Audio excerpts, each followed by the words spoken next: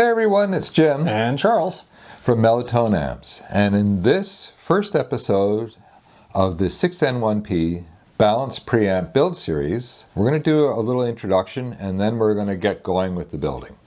And before I share some of the secrets of why the Balanced Preamp sounds so good, I want to mention that this is a kit for advanced builders. There are a couple of choke points.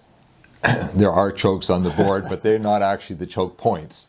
But that will trip up a beginner for sure, and could give even an intermediate builder some trouble. So if you've built one of our any one of our modern line kits successfully, then I would consider you to be an advanced builder.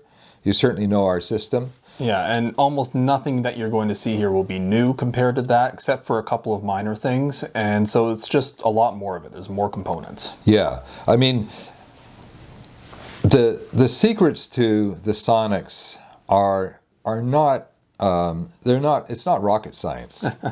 It starts off with choosing great sounding tubes and keeping the signal paths as short as possible, creating a very simple circuit, and overbuilding the power supply so that we have lots of reserve current capability, and building it in some version of a dual mono. So in this case, what we've done is we're using the same transformer for both the left and right channels. In fact, for the entire preamp, with the exception of the filaments, which will be on a DC switch mode power supply.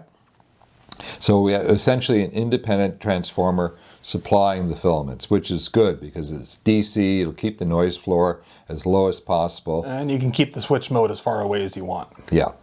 Yeah, and it's tough to get these R cores with enough current capability to run 5 filaments like this. So that is a good sort of a balance. Now you might say, looking at the circuit board, this is not simple. Well, in many ways it is. At its essence, the balanced preamp is essentially a 4-channel preamp. That's all it is. It's not a summing preamp, so we don't take the balanced input signal and combine it and then separate it again later in the design stage. And a lot of solid state or tube/solid state gear will do that in the balanced preamp. We don't think it's necessary. This is not a studio piece of gear where our input feeds are not running long distances like a microphone mic in the studio.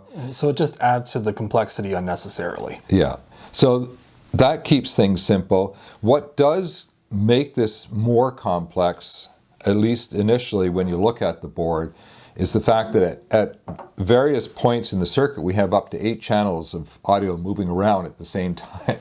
And it's not hard to understand why, because whenever you have a channel of balanced audio, you've got a non-inverted signal and an inverted signal. So you've got 2 channels of audio for the left, 2 channels of audio for the right, and then of course we've got a phase splitter circuit. So yeah, so that makes for just lots of the same circuit times, many sections basically. Mm-hmm.